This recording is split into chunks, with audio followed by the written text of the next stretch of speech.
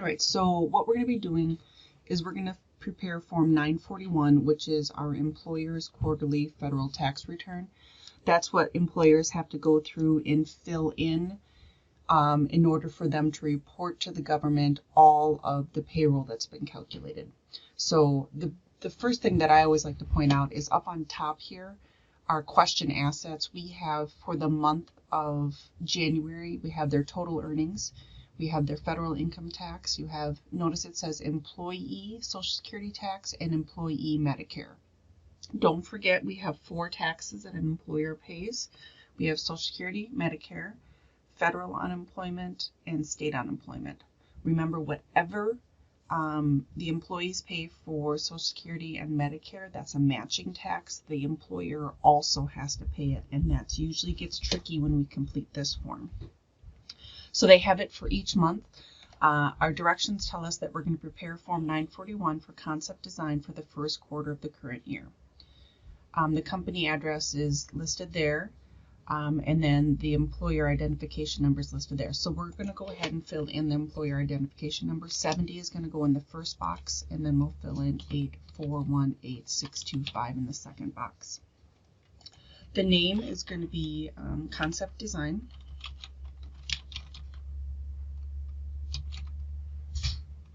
I can spell it. Address moving across. There is nothing that we have to fill in for trade name because there was nothing listed there.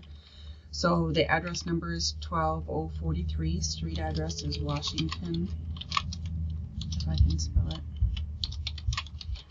Street, and no suite or room number. The city is Naperville, Naperville. The state is going to be Illinois.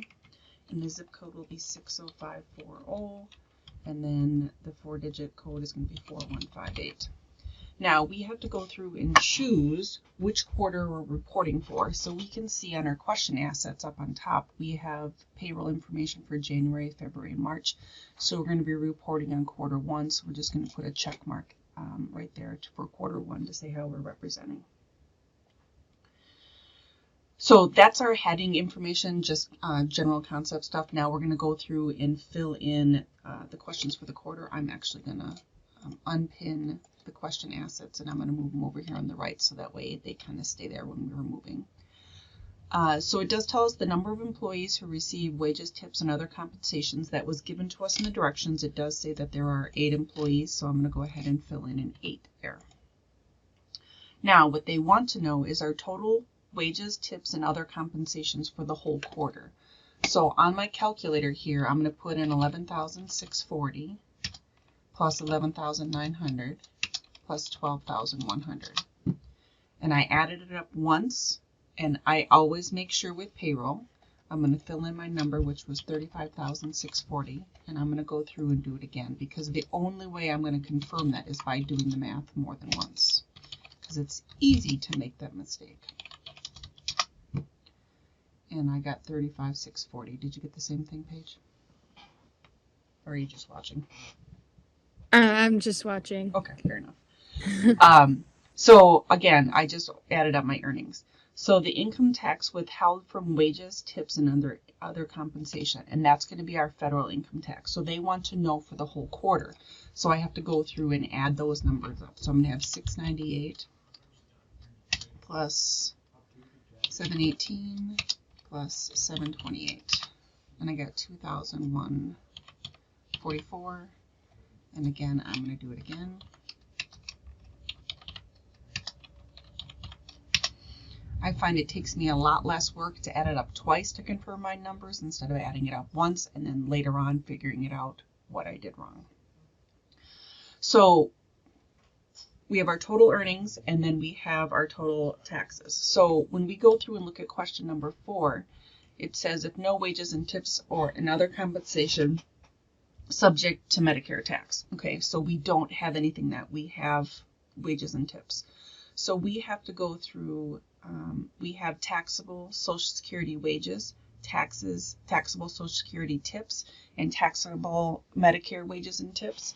So you will notice that 5A deals with wages, 5B deals with tips, And you're going to see right here, the only information we have for our employees is only wages. We don't have anything for tips.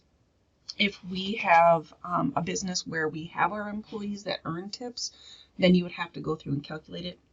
It's a little bit harder to do, so right now in our happy accounting land, we only go through and deal with earnings. So with that being said, that means we're not going to be doing anything in 5B, because 5B only deals with tips, but 5C deals with Medicare wages and tips. So what we have to do is we're going to go ahead and put in column 1 here our total Social Security wages, which is that $35,640. We already calculated it. It helps if I click in the box. So I just take the same number from up above here because that is my total Social Security wages. Now you will notice that our percent here for Social Security is 0.124.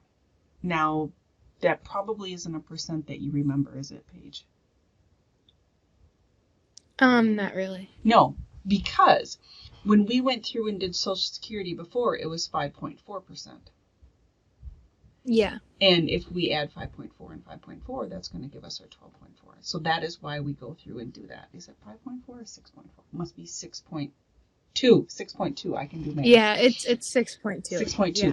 So we are multiplying by 0.124 because we're calculating the employee and the employer together.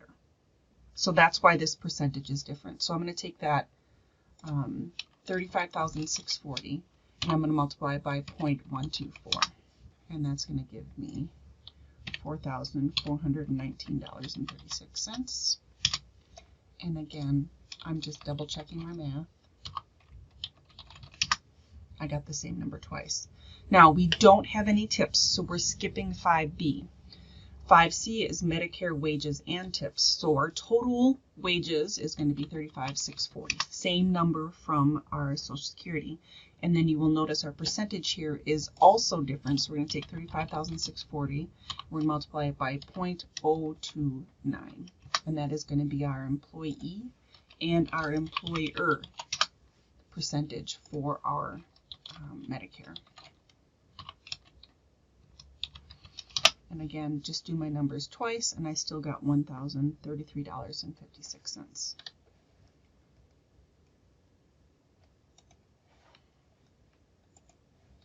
So 5D tells you to add column 2 from 5A, 5B, and 5C. So I'm going to take my $1,033.56, and I'm going to add my $4,419.36.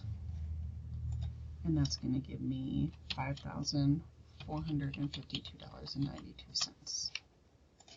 Again.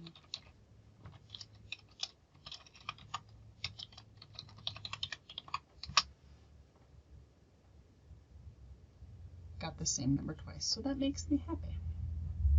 Okay, so 6A, the number of qualified employees first paid exempt wages tips in this quarter. So we didn't have any directions or anything in our directions talking about any employees that are exempt. So that is going to be blank. 6B, number of qualified employees paid exempt for this quarter, is also going to be blank. We don't have any of that. So 6C is exempt wages and tips. We don't have anything. So 6 is going to be blank for sure. So then taking a look at 6E, I take line 3 plus line 5D minus 6D, which is empty, is going to give you 6E.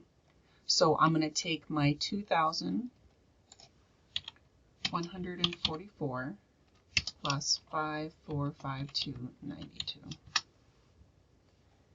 And that's going to give me 7,596.92. Did you see where I got those from, Paige? Yes.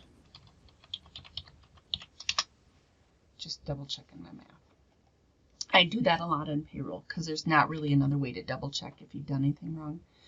Now 7A, B, and C deals with adjustments for fractions of a cent, sick pay, and tips and group life insurance. Guess what?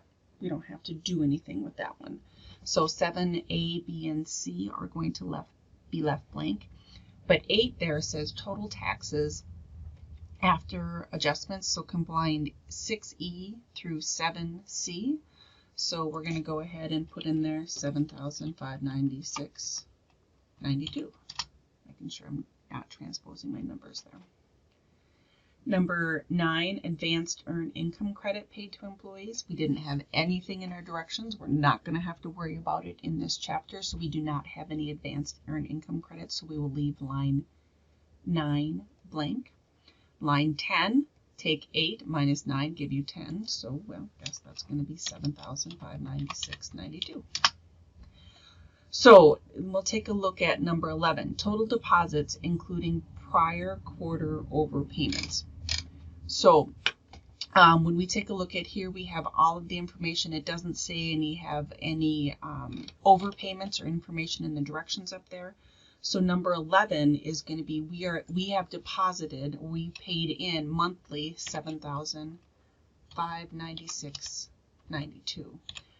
Because if Concepts Design is a monthly scheduler reporter, that means in February they pay their January payroll taxes. So they're just asking what did they pay for every month so far, and that would be the total.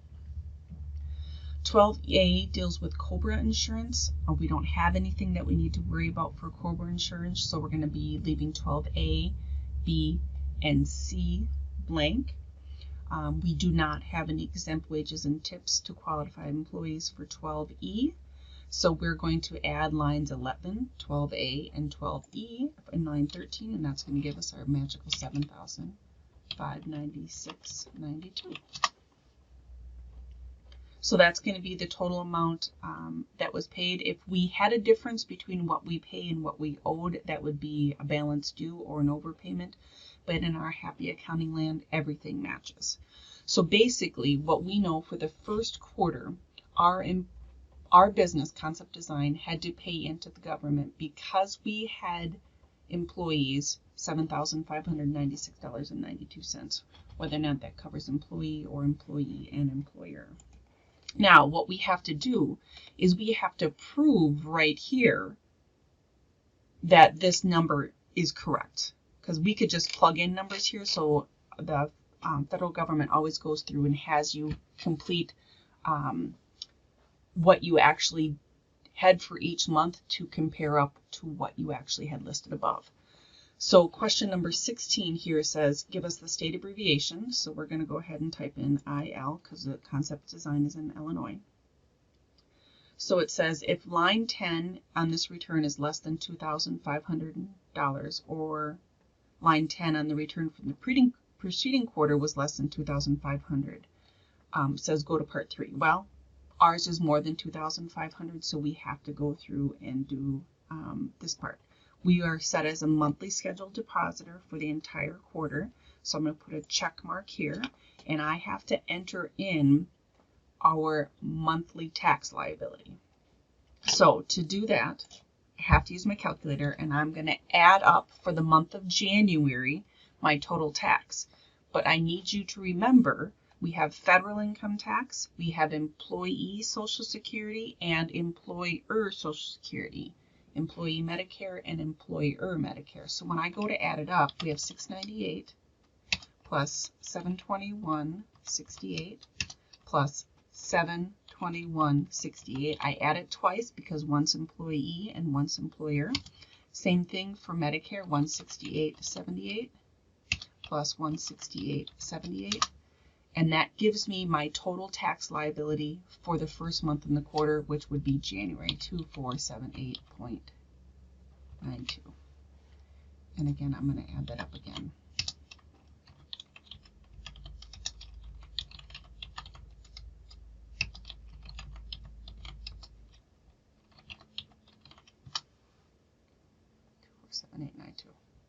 Do you get why I add those two twice? What did you say? Did you understand why I added those two twice? The two taxes twice? Yeah. Because there's employee and employer. Yeah. So I'm doing that for month 2, which is February, and I have $2,538.70. And again,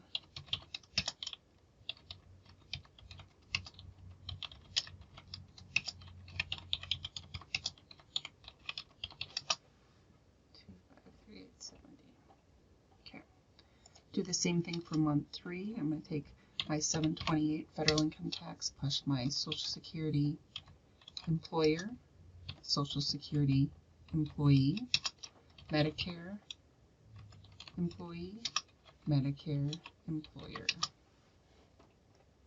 I must have missed a number on there. That was way too low.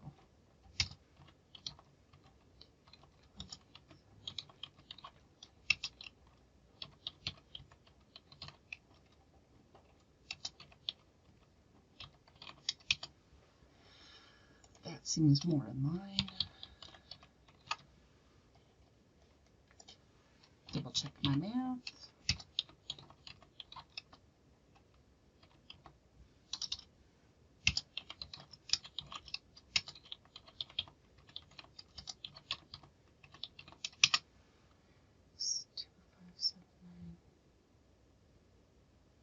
I typed 60 over here. I have 30, so I need to double check my cents. 45,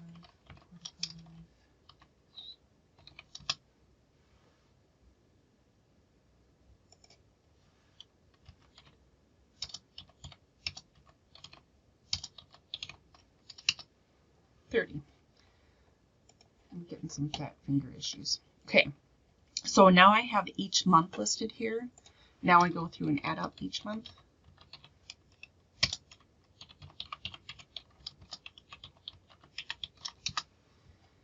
When I add up that month, I get 7596.92, and I hope that number sounds familiar to you, Paige. Yes, because it's the number we had before. Yes, and that's the whole point. This is how we prove it. We need to go through and tell it what it is for each month, and then we add up our 3 months, and that number needs to equal what is up on top. And that really is then the last part of it.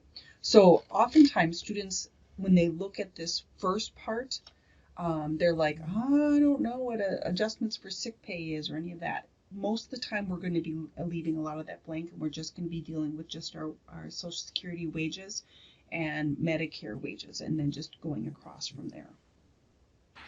So if I click on, well, it doesn't look like I have to save on this one, but that should get me.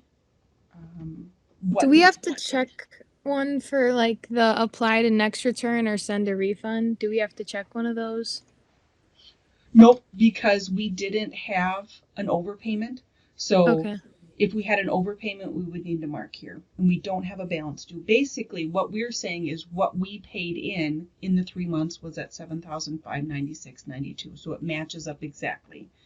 So if we were short and we had to pay in $10, that would be on line 14. If we overpaid, if we put like 7,600, we could say send it back to us or apply to the next return. That's what that meant there. Okay. But otherwise, that is a form 941. Now you will have an application problem. I think one application problem that will work with this one, but I don't believe it comes in on the mastery problem for this chapter. Typically, it's just an exposure of understanding what a Form 941 is for employers.